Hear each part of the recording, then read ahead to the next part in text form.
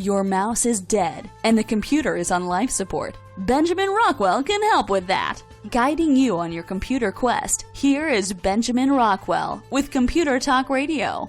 The website computertalkradio.com. computertalkradio.com. That is where you can find the podcast, the Nerdcast, a place to contact us.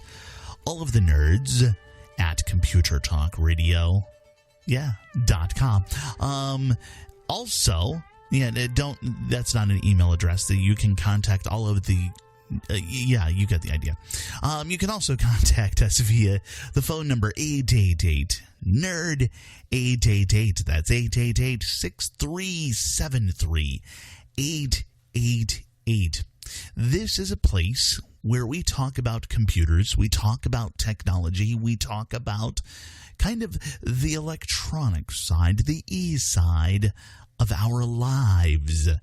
We are geeks and nerds and the rest of it, but we also do tend to be realists. That's kind of one of the big things that I always make sure that I'm on board with, or at least the other guys are on board with me, that technology can be used for good or not so good.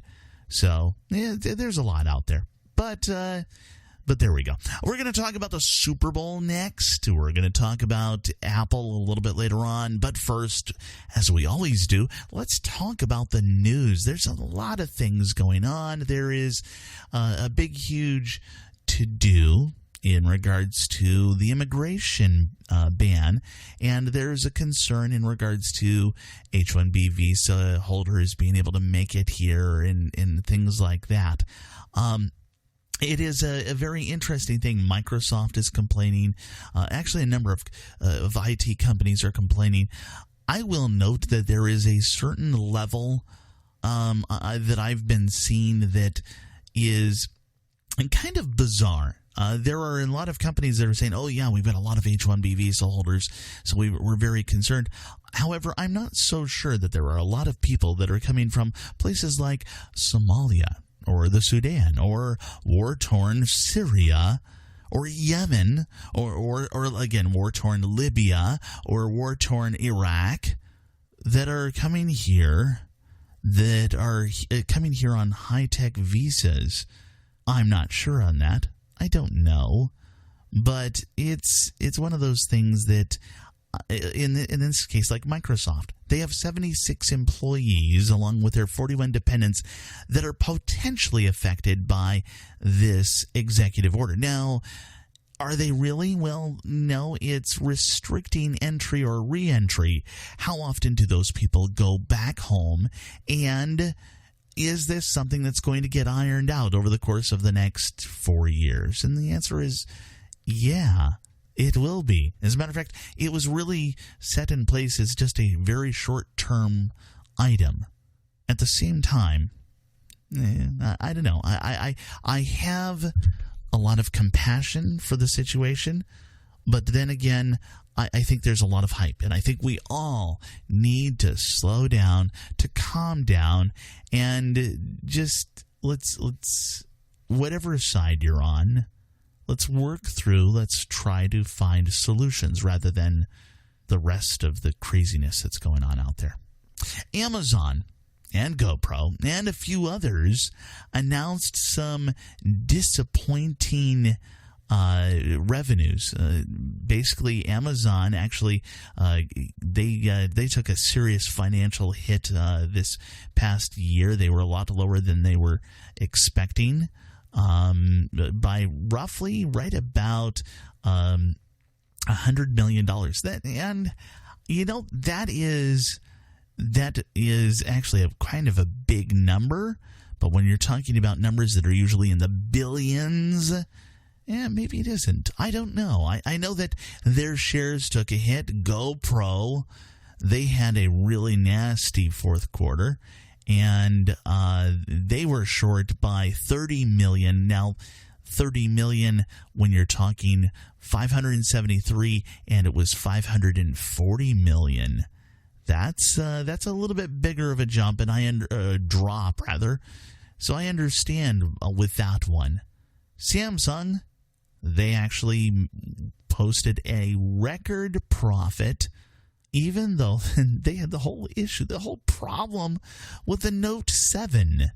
With Apple, I don't know that that's going to be such a problem, though, for them, because they have, I saw this and I don't have it in front of me, they have something like $265 billion in cash just sitting around doing nothing.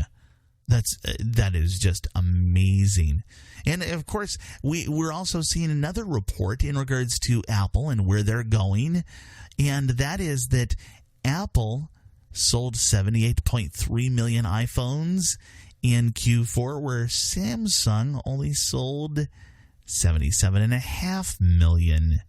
Now, there is a little bit of stuff in regards to different financial calendars and stuff like that, but it's still something to note. Of course, Apple typically has a good, strong fourth quarter when we start talking about, the iPhones, the new iPhones, starting to arrive and stuff like that. And yeah, Samsung did have a little bit of, well, I think we've already hinted at it, that little minor problem of, bursting into flames. Yeah, the whole Galaxy Note 7. That was not too good for them. It still meant that Samsung is still selling a lot more different models, a lot more different price points, and there's a lot more, a lot of stuff down in the lower end too. So we'll see how this entire race ends out. Amazon has an interesting concept that they're working on right now. Amazon is looking to build an airport hub for all of its cargo planes. Yeah, that's right. They're going to build a brand new cargo hub in Cincinnati.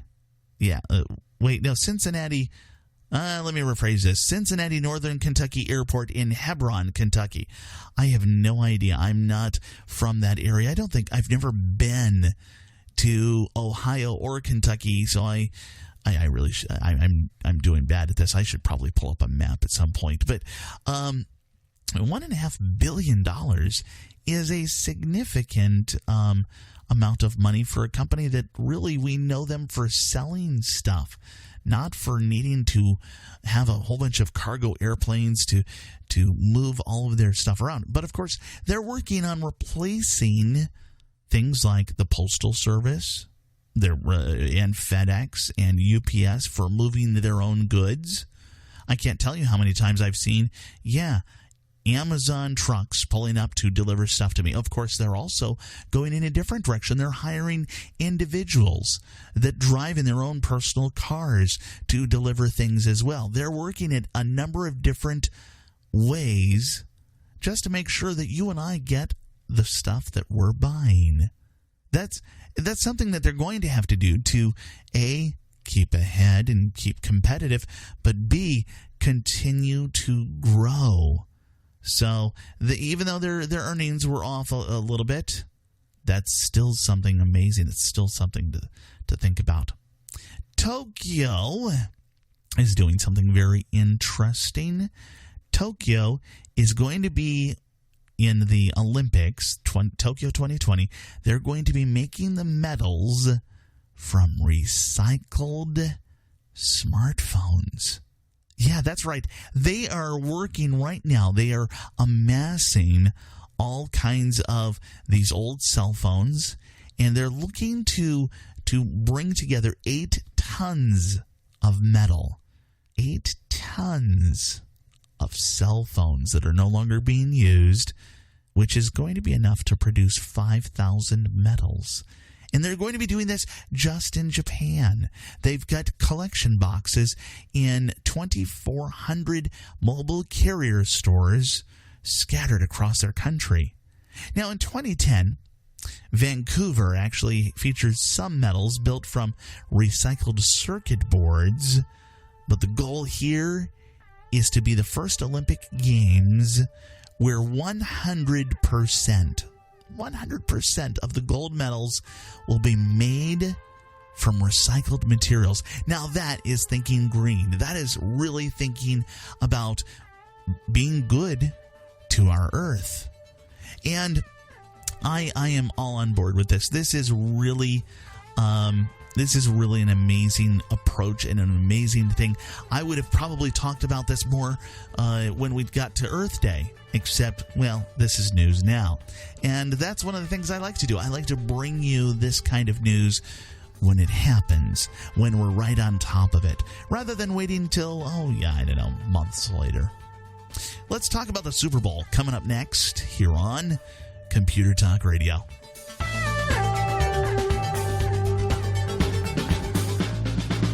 Let me tell you about The Radio Factory, an exciting new venue for talk radio. It's the internet, the wave of the present. My name is Benjamin Rockwell, and I'm the host of a syndicated radio program, Computer Talk Radio, so I know the internet is here and now.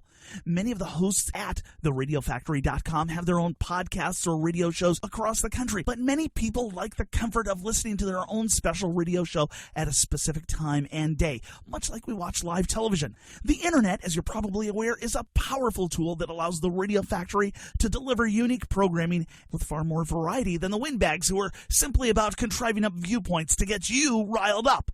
Additionally, you'll find that many of the programs are shorter, giving more information in less time. Stick with theradiofactory.com and see how it evolves to keep you entertained, interested, informed, and above all, intelligent. After all, the Radio Factory motto is building your intelligence one talk show at a time. theradiofactory.com.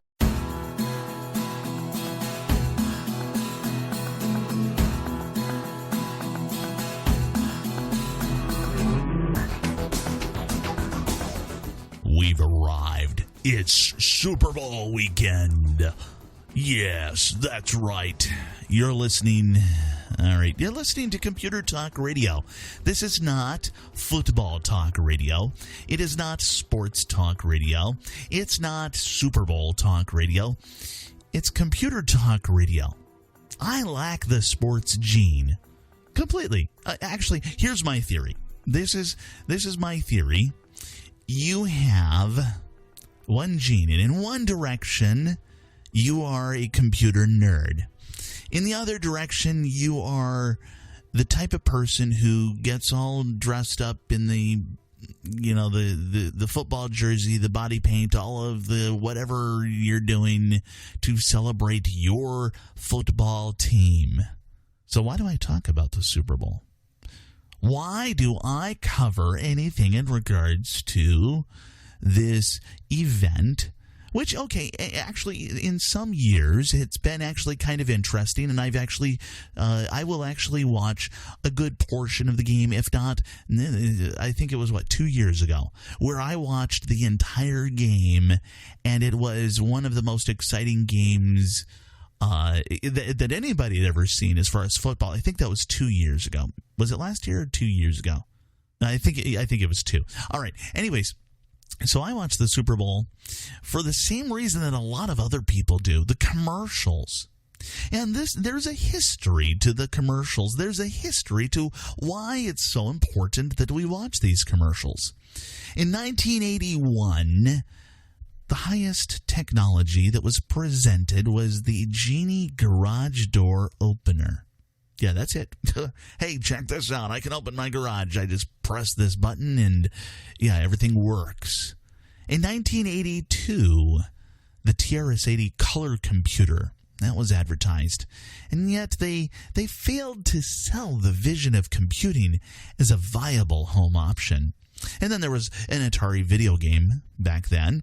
1983, the Atari Super System, and then Radio Shack tried again with 2 commercials, but they did not go at the concept of you and I. They went after businesses with 8-inch double-side, double-density floppies that held a whopping 1.25 megabytes. Yeah, 1.25 megabytes.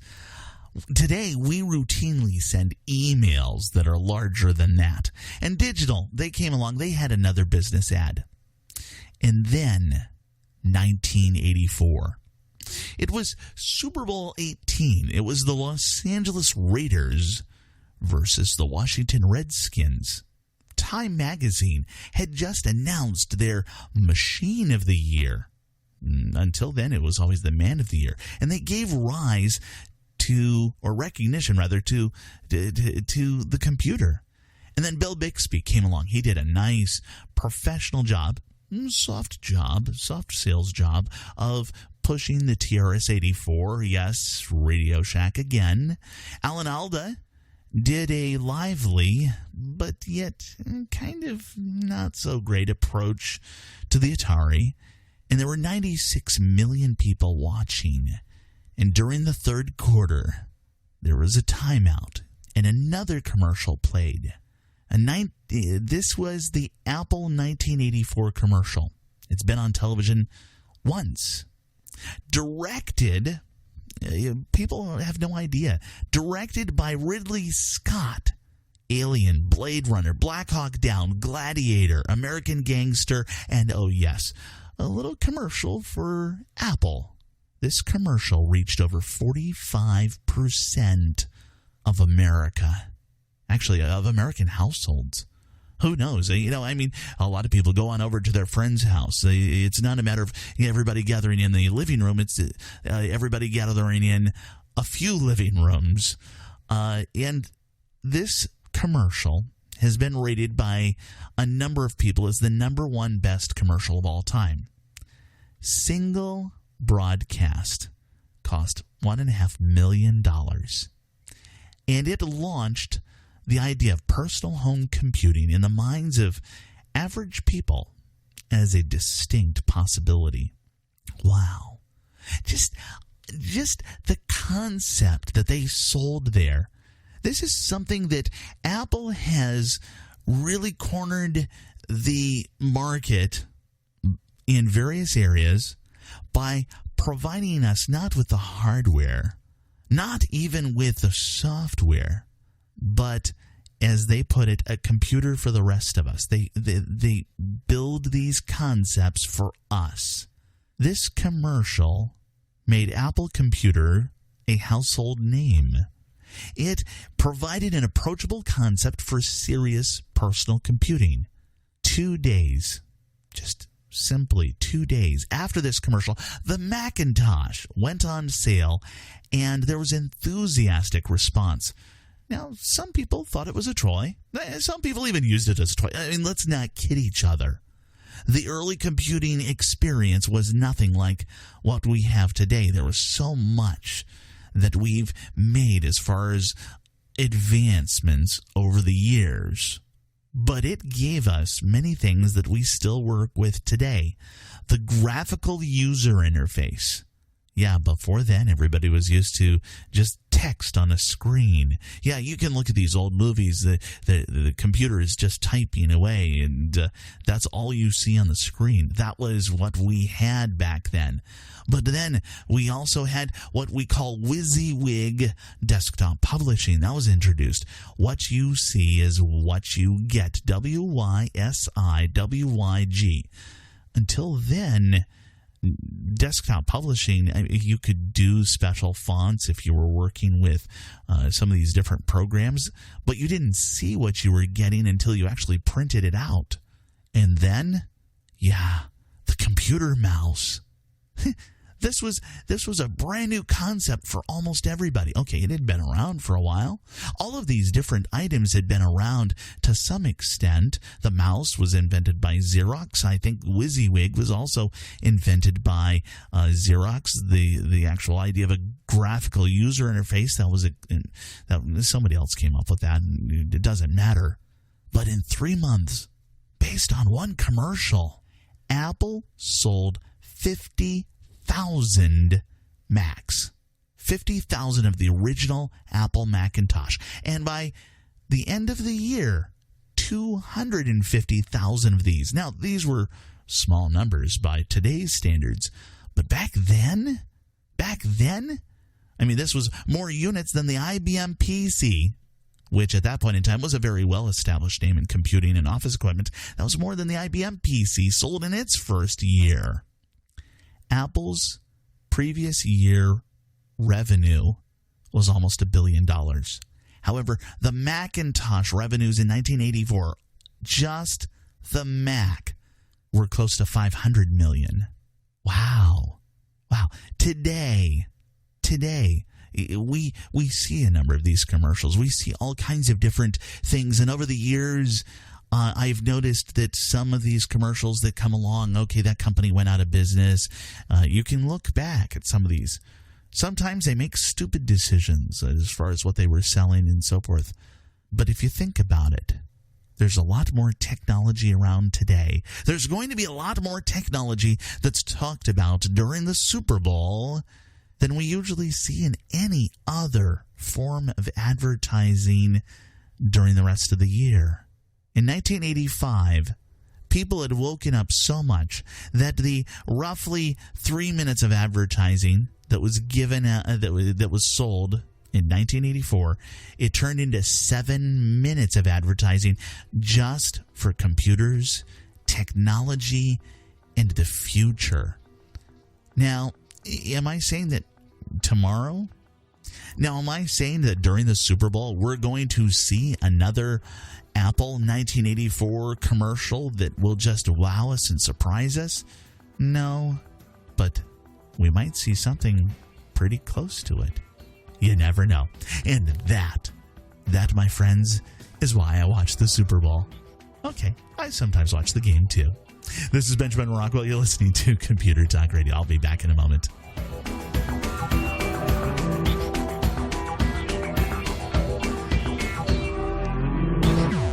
I'm constantly looking for the right place to get computer hardware.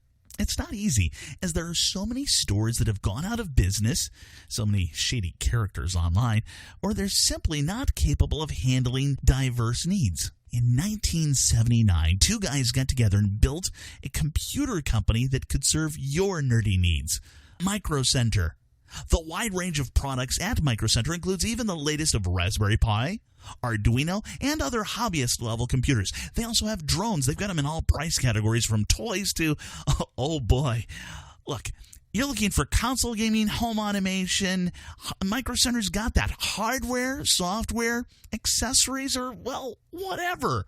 It doesn't matter. From Apple to Zyxel, Micro Center has what you're looking for. 25 stores across the nation, or you can check them out online at microcenter.com. That's microcenter.com.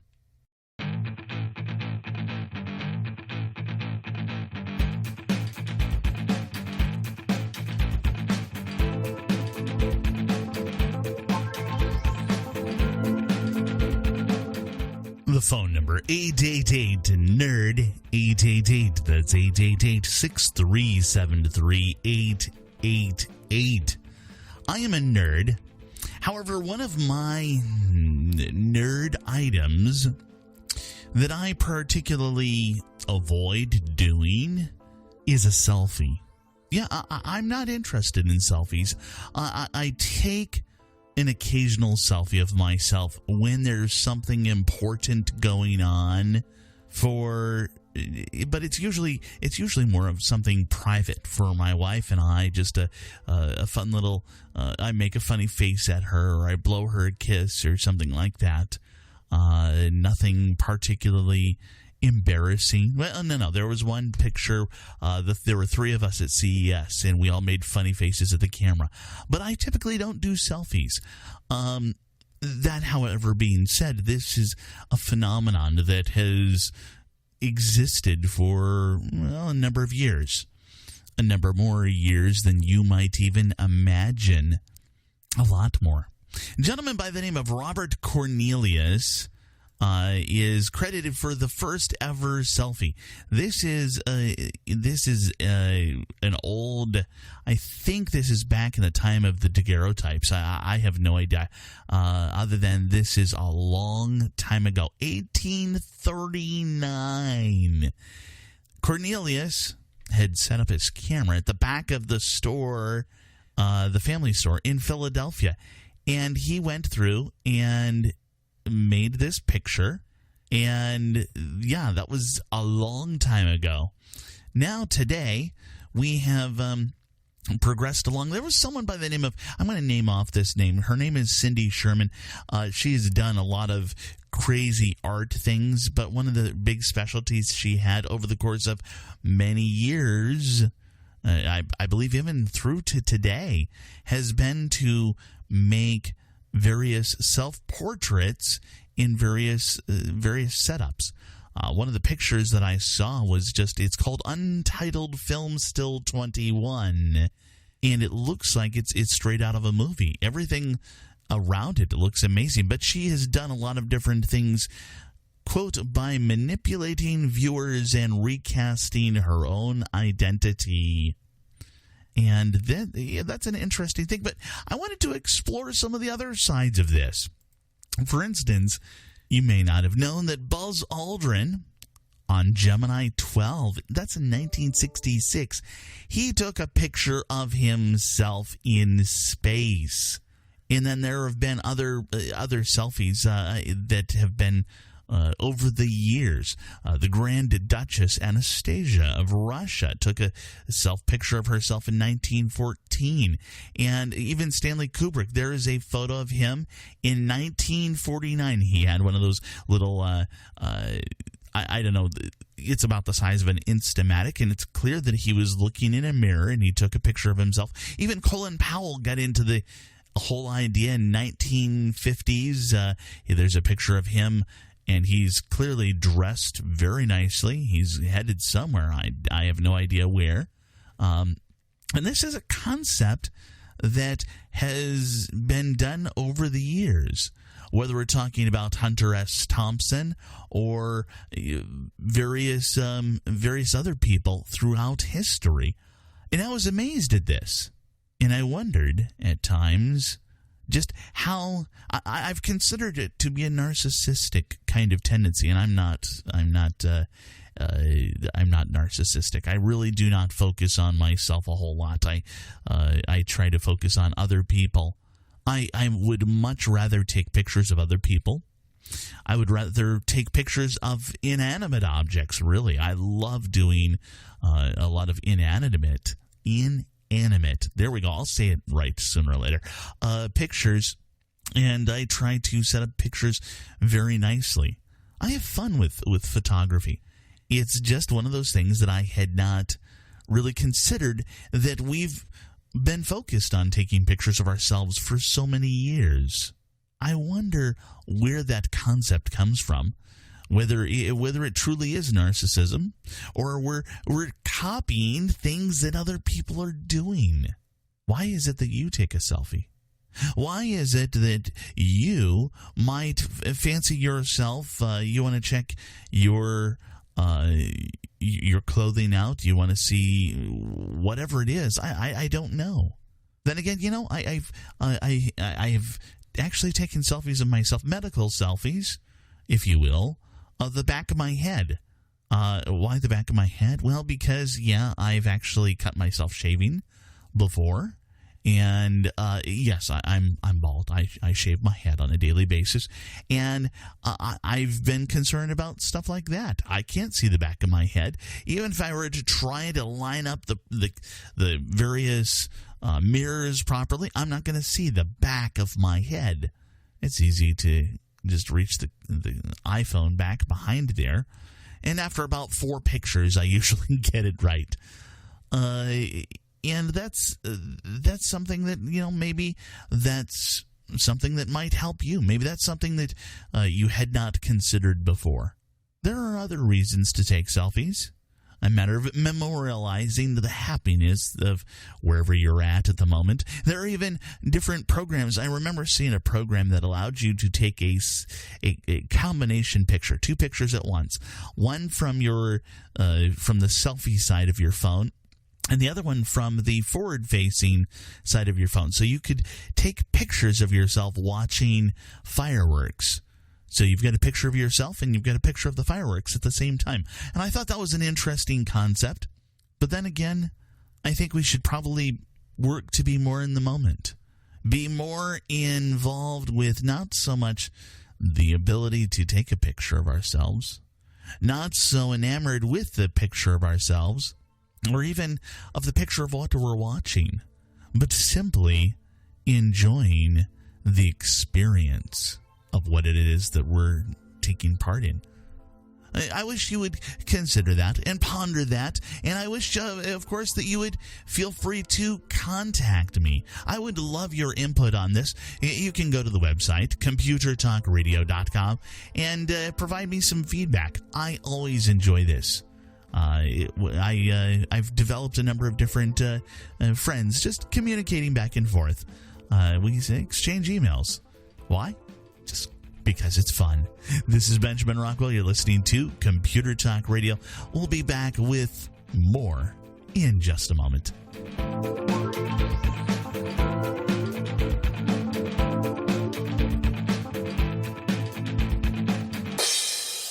Hi, this is Benjamin Rockwell. Most of us use digital cameras nowadays, but what do we do with those old pictures and slides in the back of the closet? Well, let me tell you about Legacy Digital Productions. They specialize in taking your old memories on film, videotape, and slides and digitizing them to DVDs. If you have boxes of old slides, then you know they fade more and more each year. Let Legacy Digital scan them for you and stop the aging process dead in its tracks. You'll get beautiful 10-megapixel digital files, color-corrected and ready for printing. All this is done faster and cheaper than buying a film scanner and doing it yourself. Your files are then burned onto gold archival DVD discs where they will last for generations. Call right now, mention my name, Benjamin Rockwell, and receive a 30% discount on your order. Call toll-free 1-866-2-LEGACY. That's 1-866-2-LEGACY. And tell them Benjamin sent you. Your memories are priceless, so call 866-2-LEGACY now.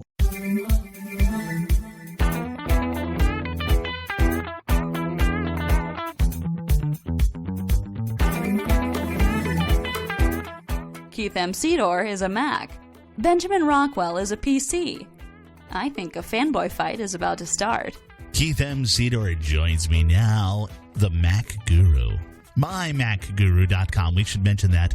We haven't done that in a while, but you've been lax. You've been derelict in your duties, so my have good you. friend. So have you. But when we last spoke, there was that whole issue of the senior citizens and all of the high prices that they were paying for what we would consider, I wouldn't even call it subpar internet.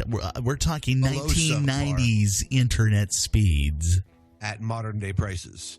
Yeah, exactly. Not specifically senior citizens, but people who live in senior citizen retirement communities. Yeah, so what was the name of the one near you? Leisure Village. Which is one of many. I mean, there's Leisure Village, there's Leisure Knoll, Silver Ridge, there's countless. They all have City. Yeah, they have all of these wonderful names that sound like you're just going to relax and enjoy your retirement. Well, you're going to have to relax because it's going to take you 3 years to download anything from the internet. Indeed, Benjamin, and it is very frustrating. And many people ask me, well, Keith, how do I even know how fast my internet is? The first thing I would recommend to any user, Mac or PC, but specifically Mac, hopefully our listeners are all Mac users at this point. I'm sure they're not, but I could always hope. Keep trying, Keith. Keep trying. That's a little joke the Mac users like to tell. Yeah. But seriously, check your cable bill. Check the bill that comes from your provider, whether it's your cable company, whether it is Verizon Fios, whether you are getting something satellite-based. You're out in the middle of the boondocks and you are getting your internet over a satellite dish. Check the speeds that you are paying for that they are supposed to be delivering to you. If you're not getting the speeds that you're paying for, you need to call your provider right away and let them address the issue, because they either have a problem delivering the internet signal to you or you have outdated or faulty equipment. Now let's back up. Now you've mentioned how to basically you check the bill to find out what you're paying for. Let's cover how they should check. Oh. Exactly. There is a website called speedtest.net. And when you go to speedtest.net, it zooms in on your IP address and narrows down the area of the country that you're in. Now, here in the Northeast, we have a lot of servers that you can connect automatically to. If you are on a particular provider's network, I recommend, if that provider offers a network connecting point on speedtest.net, that you test through them. So this way you're getting an accurate representation of what your speed actually is. For example, we have Comcast, we have Optimum. And if a user is on one of those providers, I will want to ping and connect to one of those servers to ensure that we're getting the actual speeds that are reflected in the speed test. See, now, one of the things, though, you've got to be careful about this. If Comcast, and I have no idea if they do, but if they have their own speed test, that may actually be biased. This is one of the things I ran into with a while back. One of the listeners actually called in. He said, look, I'm getting all of these wonderful speeds, but it takes forever to download anything. How do you know you're getting wonderful speeds? You're absolutely right. The ones that are hosted by the actual provider may or may not be wholly accurate, because I've been on the phone as a proxy for my clients speaking to various internet providers, and they all want you to use their own internal speed test. I recommend using speedtest.net because it is an open sourced speed test that is unbiased. Yes, wholly unbiased. And different providers can add their servers to them. They don't all have to be the major providers. They can also be smaller third-party servers. Yeah. So there's a lot to this. There's an entire world of just checking the speed of your internet. That's true. And if you're not sure how to do this, ask someone. I'm sure that our listeners all have someone in their family, whether it is their children or their grandchildren, that are very knowledgeable and can help them do that. So if you're not sure what to do once you've arrived at speedtest.net, ask for some help, ask for some guidance. Even go to computertalkradio.com and you can ask us. We'll always be happy to help you. Yeah, just slide down to where it says contact us. And if you have family members or friends that live in any of these senior retirement communities, do them a favor. Do yourself a favor. Visit them. I'm sure they'd love to see you. I'm sure they'll put out some old-style, old people butter cookies and make you a cup of tea. I love butter cookies. Don't be bagging on the butter cookies. No. Chocolate chip. I want something flavorful. That's something that reminds me of the Depression era gone by. I don't live in the Dust Bowl. I saw an excellent meme of somebody with a butter cookie tin, and they had like sewing supplies in it. So that's a double way that the butter cookies trick you. But I digress. Go visit the people who live in the senior communities. Go to their computer. Go to speedtest.net. See what speeds they're getting. If they are being underserved, do something about it. Contact the provider. Contact the homeowners association community and get some people together. And I believe that you will be able to get some results when you come together as a community. And they will be so thankful to you. They will appreciate you showing up and helping them get faster internet so much that, yes, next time you show up, they'll have the cookies that you really want. This is Benjamin Rockwell. And I'm Keith M. Sedor. I'll be back with more Computer Talk Radio in just a moment.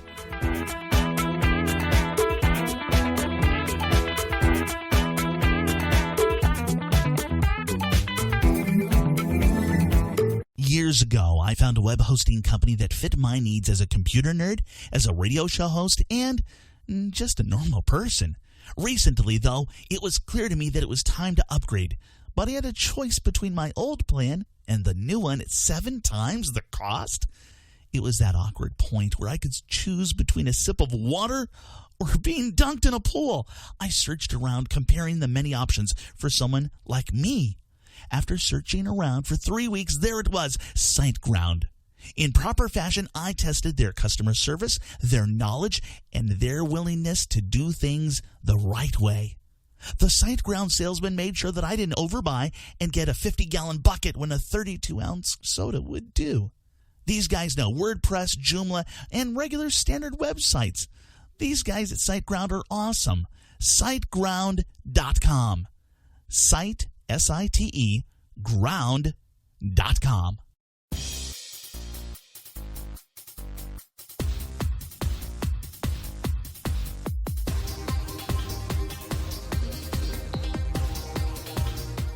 In the following story, names have been changed to protect the innocent. Okay, actually, I'm not even going to name the names. I'm not even going to say anything here, but I'm going to give you just a little bit of cautionary advice. Because anytime you go out, anytime you're planning on creating an email, you're going to make this email, and it's going to be nasty. It's going to be one of those really scathing emails. Don't do it in your email program. If it is the slightest bit mean, do it in Word. Do it in Word. And then delete it afterwards. Don't send nasty emails. If you've got a problem, if you've got a beef with someone, go to them in person. Why do I say this? Because I'm not going to name the name. I'm not even going to pretend to name some fake name or whatever. I had a call from someone, and they had sent out an email, and it was a nasty email. It was an email to their boss. And it was mean. It was horrible. It was hideous. At least that's as far as I could figure out. They were panicking. And their problem was, how do I stop it? How do I recall it? I said, yeah, you don't want to risk that. I mean, you can go. You can recall it. You can try and get it back. Microsoft Outlook and a number of other email programs. There's this entire internet setup that allows you to recall messages. But the sending server, the receiving server, and a number of other things all have to align properly. Even when that happens, there is a possibility that everything will break. Even if we're using the same server, it's a Microsoft Exchange email server. You send out a message, it stays on that server, it goes to your boss. You may still not be able to recall it. They may still have read it. The best thing you can do in this kind of situation, you get this really mean email goes on out to somebody it really shouldn't have. The thing you do, so you can keep your job, the thing you do is you go hat in hand, and you go to them and you apologize. You say, look, I would like you to please delete the email. Please forget I said anything about that. I was merely trying to relieve some stress, and I've found that if I type things out, that allows me to relieve the stress. It allows me to vent, and then I actually don't normally send it. In this case, instead of hitting enter and creating a new line, I hit control enter, alt enter. Control enter, I think, is the automatic send. Look, I will tell you, do this in Word. In reality, do this in Word. You've got to go and apologize. You've got to hopefully and beg and plead and say, look, I was under stress. And this is something that's legitimate. We do go through this on a regular basis. We really should be taking it, this information and putting it down. It's, this concept that ladies have had for ages of writing things down in their diary. It's a way of processing. It's a way of getting through life at times for people. It's perfectly valid and legitimate. Just do it in Word, not in Outlook, not in email, please. This is Benjamin Rockwell. You're listening to Computer Talk Radio. Let me tell you about the Radio Factory, an exciting new venue for talk radio. It's the internet, the wave of the present. My name is Benjamin Rockwell, and I'm the host of a syndicated radio program, Computer Talk Radio. So I know the internet is here and now. Many of the hosts at theradiofactory.com have their own podcasts or radio shows across the country, but many people like the comfort of listening to their own special radio show at a specific time and day, much like we watch live television. The internet, as you're probably aware, is a powerful tool that allows the Radio Factory to deliver unique programming with far more variety than the windbags who are simply about contriving up viewpoints to get you riled up. Additionally, you'll find that many of the programs are shorter, giving more information in less time. Stick with theradiofactory.com and see how it evolves to keep you entertained, interested, informed, and above all, intelligent. After all, the Radio Factory motto is building your intelligence one talk show at a time. TheRadioFactory.com.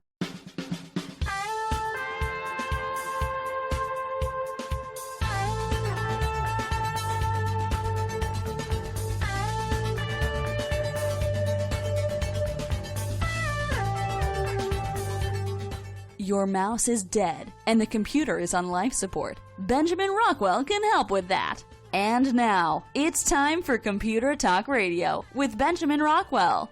The website, computertalkradio.com, computertalkradio.com. The phone number, 888-NERD, 888. That's 888-6373-888. I am a computer nerd.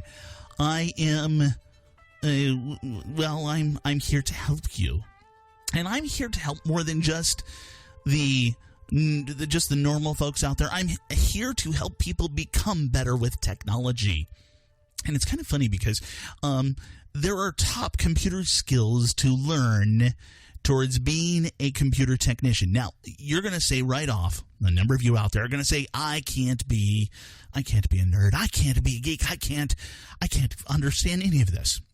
Well, the funny thing is, a lot of people are already on their way to doing a lot of this. So what do we have to do? Well, I'll tell you, there are 3 different sections. The largest section I will leave towards the end, and it has nothing to do with hardware or software. Believe it or not, that is pretty much the one area which we're going to save for the end. The first one is pretty basic, pretty easy. It's the hardware. With the computer nerd, we think of all of the hardware that he has to deal with. But here, many people understand how to hook up a mouse, a keyboard, a monitor, or a printer. This is basic attachment to peripherals. Now, mind you, you can handle this. Why? Because all of these are the same plugs, at least for all of the mice, use the same plug. All of the keyboards use their own style of plug. Actually, both of those are typically USB. Printer is usually a USB one now, too. So they all use the same type of plug to plug into the computer. Oh, that makes it easy.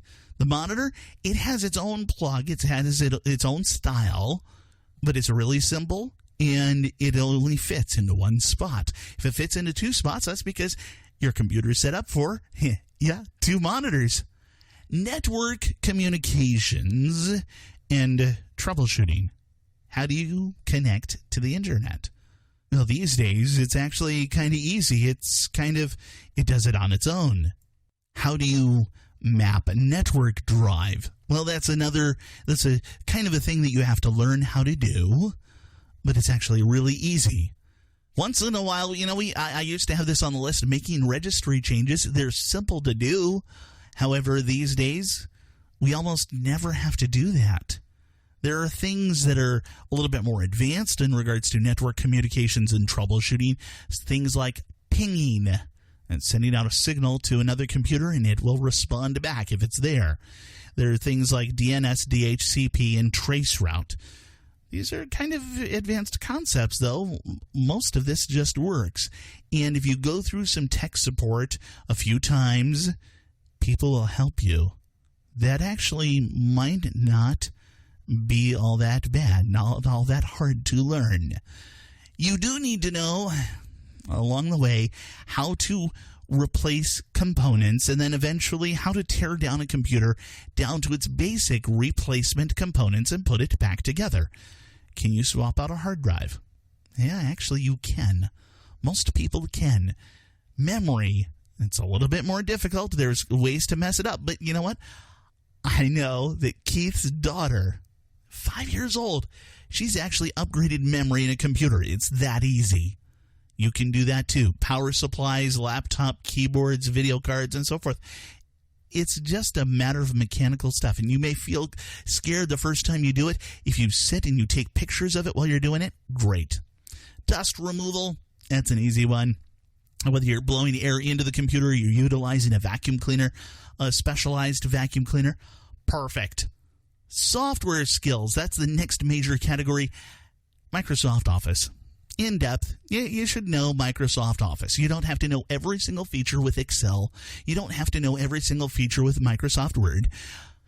But you can learn almost all of this stuff in a matter of a year just using it on a daily basis. Most secretaries know Microsoft Office as well as I do. Sometimes there's obscure things that we come across, and I'll help them find it. Email. You need to understand it. You need to breathe it. You need to embrace it. More than just Office, though, more than just the Outlook, you need to understand how to do Gmail, how to basically work with it. And you do need to understand Adobe Acrobat Reader and the different internet browsers and Dropbox. There are a couple of more advanced items. There's a term that we use out there, Google Fu. It's like Kung Fu, but with Google. It means you really understand how to look up anything on Google. I will tell you, go out there and practice searching for just random items on the internet. Do research. Practice researching stuff on the internet and do it until you're really good at it. You need to master basic system administration, stuff like file permissions and access levels, how to lock things down, how to unlock things, and stuff like there's something out there called group policy. But with all of those hardware skills and with all those software skills, the soft skills, those are the areas where, I'll tell you, a lot of nerds and geeks don't really have these down. It's just, it comes with that entire travels along with that entire road. The basic help desk skills.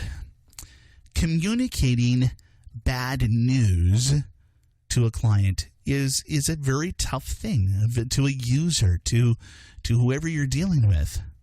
I'm sorry, sir. Yes, all of your data is gone. And yes, I know, that includes the pictures of your wife of 30 years who passed away last week. I had to deliver that. It was one of the harder things I had to deliver, and it was one of those things I did give an option that was beyond my level. It was a hard drive repair, and that was a very tricky thing. You're going to have to pay $1,000, $1,200, but it's not going to be to me. I'll tell you somebody who can do it. I make no money whatsoever off of that. And you know, that's up to the person who's missing that data. Your computer will not be fixed in 10 minutes. Yeah, sometimes we've got to communicate that one. Or yes, the hardest one of all. You created your own problem. But I'll help you. That's really what I usually follow it up with. I try to say it as nicely as I can. You created your own problem, but I'll help you. And that's usually the way I disarm the situation. Then there's also the art of knowing when to and when not to be taking things personally. Have to have some pretty thick skin if you're going to be a computer technician. We have to actually listen more than we speak.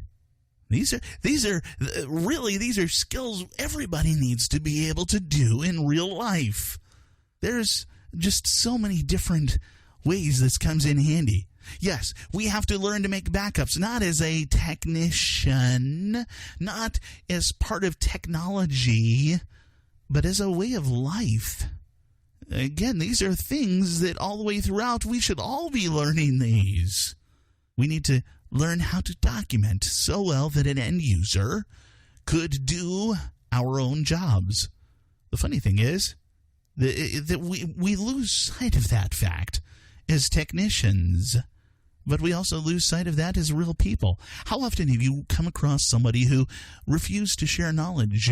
They felt so threatened that somebody would take their job that they wouldn't share how they did their job. That happens all the time. Of course, being a technician, you've got to be flexible enough to drop everything and work 32 hours straight without caffeine, supplements, sleep, or healthy food. Yeah. And I've done this before, where what I had available to me at 1 o'clock in the morning was delivery pizza and my own tea machine at the office. Yeah, I could have gone with soda, but I don't like soda. I'll do mineral water, but that's another story altogether. Look, we have to also learn how to struggle through without asking for help. Yeah, I know we said we have to know when to get help in a previous show, but we also need to know how to struggle through without help, because sometimes we have to stretch and learn. Sometimes we have to get the answer on our own because it's 3 o'clock in the morning and so forth. And, of course, we do have to master the concept of the password. We can't use just a simple one. This says, password. 1, 2, 3, 4, 5, 6. Yeah, that's my password. 1, 2, 3, 4, 5. No. You got to do something stronger than that. This is Benjamin Rockwell. You're listening to Computer Talk Radio. I'll be back with even more information in regards to how you can be better with computers and technology in just a moment here on Computer Talk Radio.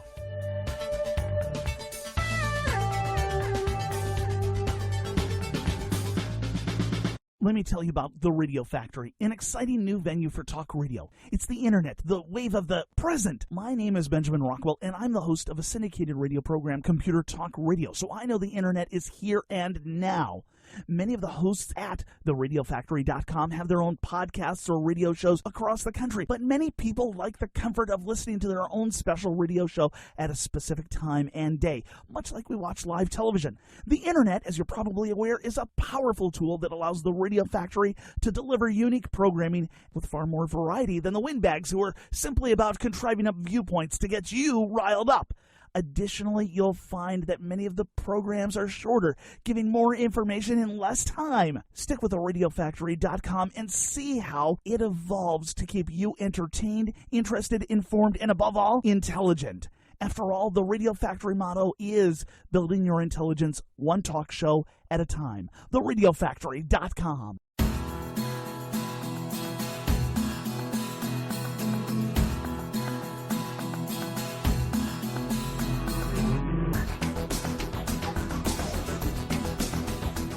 The website, computertalkradio.com, computertalkradio.com. If you have any questions, I am here to help you. But sometimes you may have questions which you need to get great technical support from the manufacturer. And I have some tips here. And these tips are basically that, look, I want you to excel at your conversation with the folks on tech support. I have an entire 2-hour show that I give that talks all about this. It's been probably about 2-3 years since I last covered this, and I really need to do the whole show sometime soon. But for right now, what I want to do is I want to give you the short version of various tips that I've learned along the way that will help you with your regular tech support call. First and foremost, read the manual. Read the manual, and that is one of the things that we talk about all the time in tech support. People basically will call tech support, and they won't even bother to look it up in the big, huge book that's right in front of them, or hitting F1, the help key. In every program out there, there's a number of different ways to contact to utilize your resources before you contact that toll-free number. As a matter of fact, I would say go online to the knowledge bases, to the various resources that are there. They've got updated manuals online. They've got all kinds of different forums out there depending on different companies. So I skip past calling tech support first. I actually will I will go to the manual. I will then go to their forums, and then I will go to Google, usually in that order, before I even talk to tech support. Why? Because I can usually find it in that same amount of time. And even while I'm on the phone calling tech support, I'm going to go through a number of these different options for resources while I'm waiting, while I'm listening to that wonderful, thrilling music that puts everybody to sleep. It's the same thing with you. Do this. Now, if you're calling technical support, have all of your details on hand. The more information that you can provide, the more just intricate knowledge of what is going on is going to help. You call up tech support and you go, my computer isn't working. That's not going to be very helpful. If you call them up and say, yes, I'm getting error 7591X4, and I've rebooted my system, and I'm running this particular operating system, and you've got all kinds of different things that you know, that's going to help a lot. As a matter of fact, if you have an exact error message, that is one of those things I like to Google, especially when it's an intricate number like that. Whatever it is, even if it has numbers and letters all mixed in and it's all jumbled together, I take that entire string and just of those numbers and letters and I Google those. And that usually gives me a direction to look in. It gives me some idea of what I can do with the problems that are occurring. If you don't have any of these answers, if you don't know what's going on with your computer, that technician is going to have to sit with you. They're going to have to ask you a lot of questions in regards to what's going on, and that makes the entire process a lot slower, a lot more painful for both yourself and the technician. So, the next item, I want you to be in front of the computer that's having the issue. I will tell you, I got a call about 2 weeks ago. Somebody was having an error with their computer, and it was a listener, and that's fine. But they called me up and they said, I've got this error, but I don't know what the error is. And my silence kind of gave it away. It's like, I can help you all you want, but I have to know what that error is. I have to know what's going on with your computer before I can start saying, yeah, have you looked at this? Have you looked at that? Have you done this? Have you done that? It takes time for us to work through these things. But if we go through these calls and, you work on your computer and you basically, I send you back and you spend 5 minutes with it, and then you call me and then you spend 5 more minutes with it. Now, let's work together. This is teamwork. And, I say this both, of course, as somebody who calls tech support, but also somebody who does tech support, so no worries. I love listening to you guys. I love talking with you guys. So it's okay. Just be aware that if you've got a problem, let's work it through together. Here's another one, too. And I've seen this before, and there is a concept which people go with where they will go to the top person first, and then they will wind up inevitably being thrown down to the very bottom rung, and that gets very awkward. You call up the CEO of a company. If you have not exhausted all of your efforts down below, the CEO doesn't care. The CEO is going to go, have you contacted tech support? And if you say no, then they're going to just forward you there. Why? Because the CEO can't figure it out. The CEO, the CIO, the CTO, that's the Chief Executive Officer, the Chief Information Officer, the Chief Technology Officer, those guys, they are, no offense, any CEOs, CIOs, CTOs out there, they're not really always paper pushers, but they're upper management.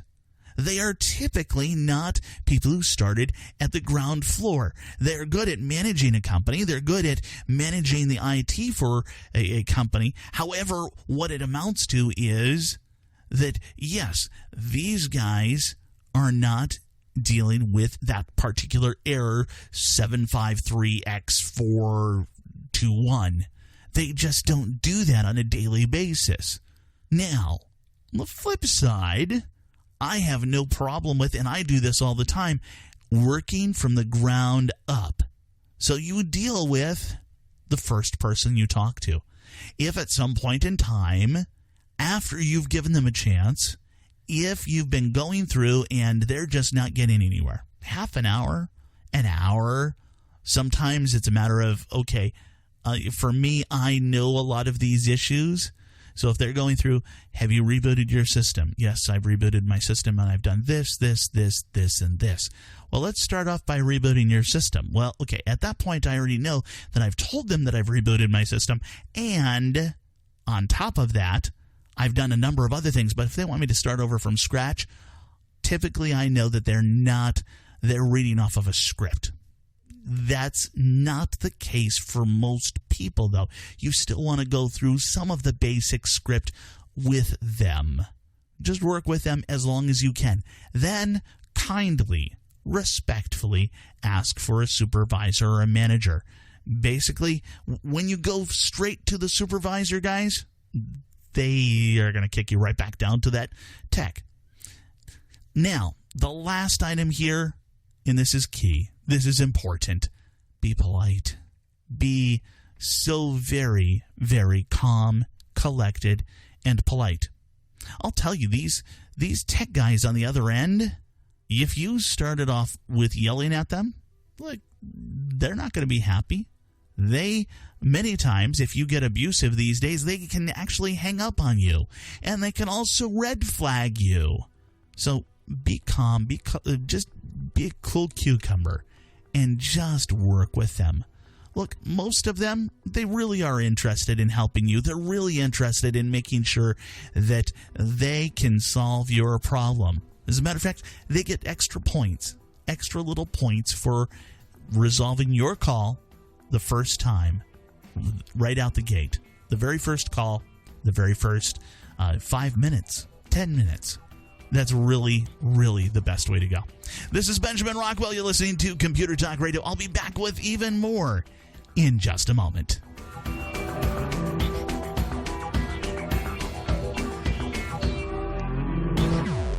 I'm constantly looking for the right place to get the things that are on my nerd wish list. It's not easy. There are so many stores that have gone out of business. There are so many shady characters online, or so many of them are just simply not capable of handling my needs in a one-stop shop. In 1979, two guys got together and built the brick-and-mortar company that could serve your tech needs. Of course, today, they've got an online presence, and it's called Micro Center. They've got tablets, iPad, yes, but also Android and Windows and all the accessories, too. They've got laptops, desktops, all-in-ones, Windows or Apple, of course, all covered here. Motherboards and processors, and okay, all right, who are we kidding? It's really everything to build your own PC. Keyboards, mice, surge protectors, software, tools, and thumb drives. Enough. Look, from Apple to Zyxel, Micro Center has what you're looking for. 25 stores across the nation, or you can check them out online at microcenter.com. That's microcenter.com.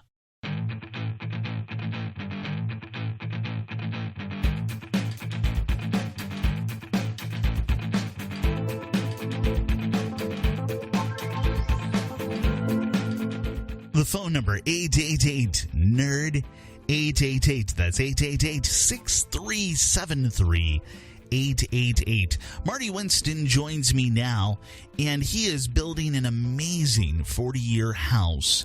And now I understand you got a third-party assessment of all of your plans for HVAC. That's your heating, your ventilation, your AC, your air conditioning, and what's the size of the house? It's roughly 3,500 square feet, right? Right, about 2,400 and change in the main house and 900 and change in the bonus room above the garage. Okay, so I've got here in my note that you're going to do that with a 1.5-ton system. A 1.5-ton system. I think normally we'd figure that's about 1,000 square feet, maybe 1,500. Well, the original estimate before I went into detail with the guy was that we'd need at least a 2.5-ton system. So yeah, it's 1.5 ton is baby socks. It's not supposed to fit it. Yeah, that just boggles my mind. How are you doing that? I mean, you're in South Carolina. I mean, you're not going to be up in like Minnesota or anything like that, but I'm sure there are going to be days where this is going to be all crazy, isn't it? Well, the biggest difference, the reason we went from 2.5 tons to 1.5 ton, is because we have conditioned space for the duct runs, and the ducts themselves are insulated. Now, by conditioned space, we're talking about the attic. And instead of having insulation on the floor of the attic, we have insulation on the ceiling of the attic. As a result, the attic becomes, in terms of temperature control, comfort systems, part of the main house, not part of the roof. Okay. All right. And by stopping the heat loss or the cold loss that could happen in the duct lines by having a conditioned space, we gain tons of efficiency. It's a really clever way to kind of cheat at heat, if you will. All right. All right. Now, we're using and I've gone round and round with this. We're using a heat pump. Okay. I was looking at a separate system where we had an air conditioner and a furnace. But we're going with a heat pump, and heat pumps, as you know, are very good at cooling and somewhat good at heating, but they are not completely everything you need to heat when the temperatures get down into the 20s and below. And there are three ways that most heat pumps address it. The most popular way, the most common way, is with electric heater elements in an air exchanger. And those electric heater elements really spin your meter like really fast. Yeah, okay. So if you have a lot of cold weather, it's not good for your anger when the bill comes in. Yeah. The second way that it's been handled is what's called a dual fuel system. Since heat pumps are electric, adding a gas furnace to it provides you a good source of heat, but the speccing of the furnace always gets in the way. And you end up having a furnace that is essentially specced or coated against the full size of the house. So when you turn the furnace on, you've got a brief period where everything's just too hot. And then it cools down again to everything's just a little too cold. Then the furnace kicks in, and it's not a comfortable way to live when it's extremely cold outside anyway. The third way, the newest way, and this one really tickles me. Okay. It is a hydronic air exchanger. Wait. Hydronic, not hydroponic. That's a different whole thing. That's different. The California, yeah. Okay. Hydronic. So I'm guessing it has to do something with water, right? It absolutely does. Yeah. Okay. In hydronics, the air exchanger, again, you have an air exchanger that's part of the central part where the ducts all come and go. Has a heat exchanger, and there are heat exchangers all over the place. They all look a little bit like your car's radiator. Okay, all right. And in this case, a hydronic heat exchanger in this air chamber is heated by the house's hot water. Wait. Okay, so, all right. I seem to recall that part of what you're doing, though, is the tankless water heaters, though, right? That's right. And you normally use tankless in these. Okay. Really? Okay. Yeah, and you don't need it that often. You've got plenty available. If you're already dealing with fairly high efficiency in creating your hot water, not making it stand for any length of time, then the adapt time is a few seconds before you're delivering heat to the system. So you turn on, actually the controllers are pretty good about turning it on just that little bit early. Okay. And you get a more moderated adjustment that has the heat level you need when you need it, and you haven't had that installation cost for another piece of hardware. Yeah, fair enough. So you've got a lot all involved with this. Look, I know I'm thinking back in my mind the way the whole house is set up there. I know that you've got a section of the house split off from the other section. There's just like a hallway that goes through, or a breezeway or something like that. Are you using a split system here too? We talked about a split system, and because we have that conditioned space, we don't need one. A single 1.5-ton unit in the attic of the main house can deliver enough good comfort air to the bonus room above the garage that a single system can do it. Now, we're not using a literal split system, but of course we do have eco vents on the vent registers. Oh, sure, yeah. And the eco vent, we've talked about that in the past. That's going to be a nice situation for you, especially I imagine that I don't know if your wife is anything like my wife. There's going to be, some differences in regards to, okay, you're in one portion of the house and you're going to want it warmer, and she's going to be in another portion of the house and she's going to want it cooler or something like that. Well, remember, we track warm bodies in this house. The house knows where people are. Sure. Now, hey, Marty's over here and therefore we need to turn up the temperature for him? Or no, EcoVent stores preferences, okay. for her office room or her workout room. Yeah. We'll set a range that it should be in, and it adjusts according to when she's in the room, when she's not in the room. For the guest bedrooms that are almost always vacant, sure, we allow that temperature setting to vary by 15 degrees. So, if it's colder than everything else or warmer than everything else, we're not going to spend energy on that. We'll keep it from getting into damaging realms, but that very loose setting saves a lot of energy. Very cool. This entire project is up online. And Marty keeps adding all kinds of pages to the website. The website, of course, is 40yearhouse.com. 40, whether you spell it or it's the numbers, yearhouse.com. This is Benjamin Rockwell. You're listening to Computer Talk Radio. I'll be back with even more nerdy stuff here in just a moment. Hey guys, this is Benny Rockwell. Most of us use video cameras nowadays, but what about those old movie films in the back of your closet? Well, let me tell you about Legacy Digital Productions. They specialize in taking your old memories on film, videotape, and slides and digitizing them to DVDs. Imagine Grandpa's old 8mm and 16mm films that are just sitting in a box getting old and fading away. Legacy Digital will clean and recondition those films, capture them digitally frame by frame, and then produce beautiful DVDs of your precious memories on long-lasting, archive-quality discs. They don't use a projector, and your films can't be damaged in the process, the best available for families like yours. The final results are gorgeous. What better way to preserve those precious memories for future generations? Call right now, mention my name, Benny Rockwell, and receive a 30% discount on your order. Call toll-free 1-866-2-LEGACY. That's 1-866-2-LEGACY. 1-866-253-4229. And tell them Benny sent you. Your memories are priceless. So call 866-2-LEGACY now.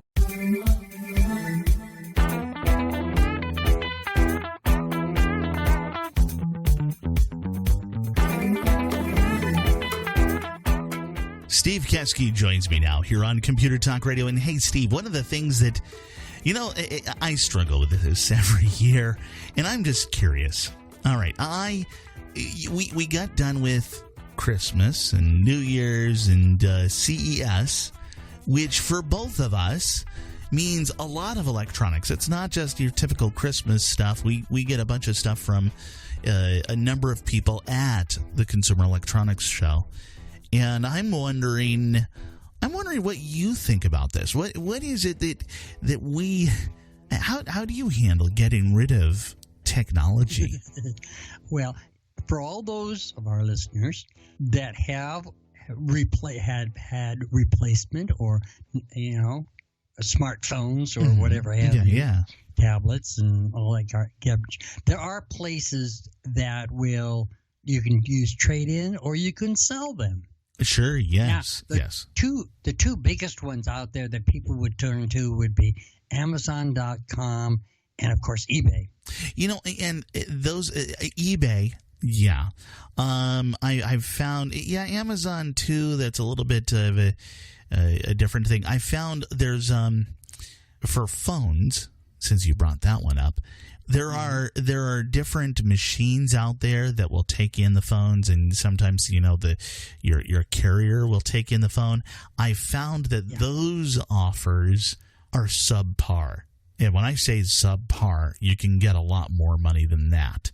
So that idea of eBay and Craigslist, and I just don't have experience with Amazon, but it's still a good direction, I think, compared to Verizon. I think at one point was offering $100. Well, okay, I sold my previous iPhone for $250, I think.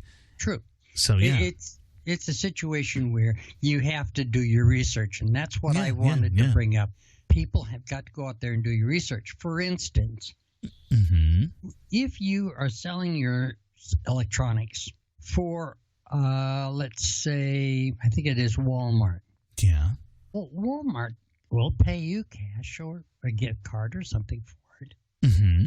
But in turn, they sell it to another party. Yes. Now, you can go to that party if you know who it is. And if I'm not mistaken, it's Gazelle.com. Uh-huh. So you can actually go out to Gazelle.com and say, okay, how much would you give me for blah, blah, blah? And they will quote you a price. Yeah, yeah. And 9 chances out of 10, it's a better price than you could get at Walmart. True. I mean, you're not at Walmart, and you're right there, and you can get it right then and there, and all this kind of stuff. And you have to check these guys out too. Yeah. Anytime you're selling your tech, you should be. There's kind of a twofold thing. People always think about the idea of, I'm going to sell my old car, but I'm not going to tell them that it leaks a little bit of oil once in a while. And I'm not going to tell them that, oh yeah, I'd had this accident a while back and I popped the dent out on my own because it was a small dent. And look, that's not an appropriate thing for us to do at any point in time.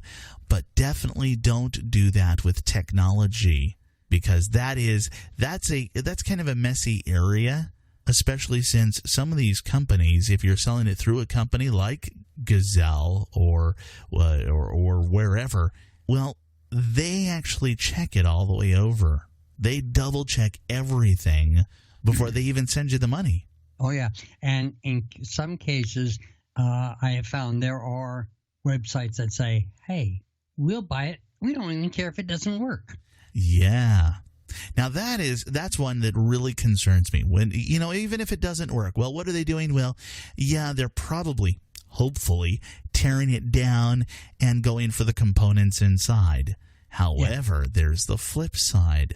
Sometimes those components, we've heard, involve your data, involve some of your contacts. So there's kind of a creepy factor that you want to be very careful about. Yeah, you have to do that kind of stuff. You have to get in there and you have to clean it up. Make sure that, if it was me, it's got an SD card in your smartphone, pull the SD card out, keep it. Don't try to, and the SIM card. And the SIM card, too. Yeah. Because when they go to get a new account, wherever it is, that new account at AT&T, T-Mobile, wherever you're going, that new account will come with a SIM card. It's your own personal identification. That's it. At the carrier. So hang on to your old SIM card. As a matter of fact, you can move your old SIM card.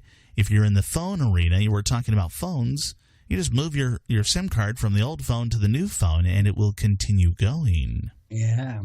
So that's another little trick there for you. And that's another little trick. But it is to our listeners, if you're going to sell yourself your old hardware, hey, take the time, do your research for not only the company that you're selling it to, but also check out how much they're getting and how much other people are going to be paying you. So if you've got two websites that are exactly this, basically are just as competent, or your confidence level is so high, and one's giving you more money than the other one, hey, it's a no-brainer.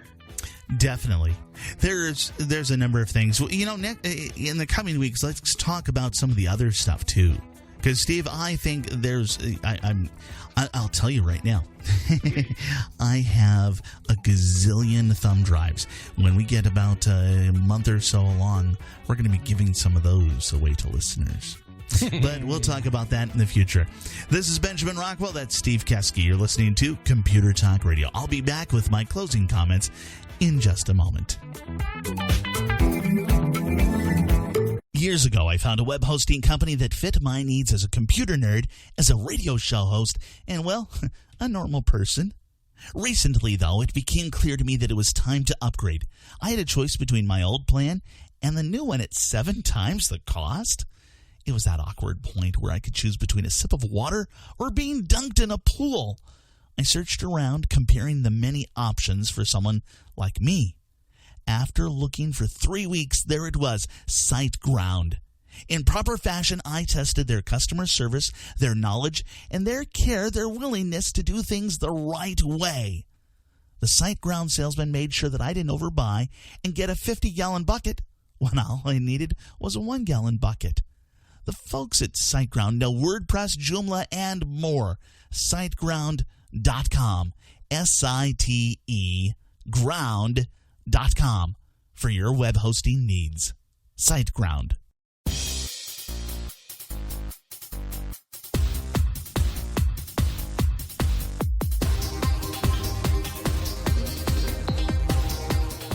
One of the things that I am fascinated by, as you probably well know, is how we, you and I, interact with technology. There are so many different ways that we move through life, so many different ways that we try to adjust to the world around us. And through adding in computers and laptops and tablets and smartphones and removing them here and there and how people adjust. Today, normally we look about, we see that people are offering free Wi-Fi. You can't really go to very many places out there which they just don't offer free Wi-Fi. I will tell you that I have been to the range, both the shooting range and I was at a golf range, and both of them had free Wi-Fi. I've been to places like Starbucks. I've been to places like Coffee Bean and Tea Leaf, and they have free Wi-Fi. Even at my church, we are setting up a guest Wi-Fi. We turn it off during the sermon, but not through the rest of the thing. Yeah, the rest of the service is just fine. But sermon, yeah, it's going off because we want everybody focused on being able to fall asleep during the sermon and just get nice rest. And no, I'm kidding. Actually, my pastor would probably say the exact same thing too. But it was very interesting. I went to a burger joint, and up on the wall it says, and it was very cute, they have this in what looks like kind of a fake TV frame. No, we don't have Wi-Fi, ... Talk to each other, ! And I thought about that, and I've said this before. We really need to be careful about what we do around the world that we live in. There are places where maybe we should not be involving ourselves with checking on the latest and greatest in our Facebook, our news website of choice, or whatever it is. During the sermon, yeah, probably not a good thing. But then again, cross-checking different versions of the Bible verse that's being presented, that's something that I do on a regular basis. I love utilizing my various Bible apps and cross-referencing. Oh, it's interesting how this is reworded just a little bit differently. This was interpreted this way here. This is interpreted this way here. That's always fun. But that idea of being in a restaurant, being across from someone and communicating not with somebody who isn't there, but the person that is there, right there in front of us. It's kind of nostalgic, you know? It's so like 5 years ago. This is Benjamin Rockwell, and look, I want to encourage you, please, this week, if you go out, just this week, maybe even in the future, if you go out to eat, please consider turning off the phone completely. This is Benjamin Rockwell. You're listening to Computer Talk Radio. We'll catch you next week. Let me tell you about The Radio Factory, an exciting new venue for talk radio. It's the internet, the wave of the present. My name is Benjamin Rockwell, and I'm the host of a syndicated radio program, Computer Talk Radio. So I know the internet is here and now. Many of the hosts at theradiofactory.com have their own podcasts or radio shows across the country, but many people like the comfort of listening to their own special radio show at a specific time and day, much like we watch live television. The internet, as you're probably aware, is a powerful tool that allows the Radio Factory to deliver unique programming with far more variety than the windbags who are simply about contriving up viewpoints to get you riled up. Additionally, you'll find that many of the programs are shorter, giving more information in less time. Stick with theradiofactory.com and see how it evolves to keep you entertained, interested, informed, and above all, intelligent. After all, the Radio Factory motto is building your intelligence one talk show at a time.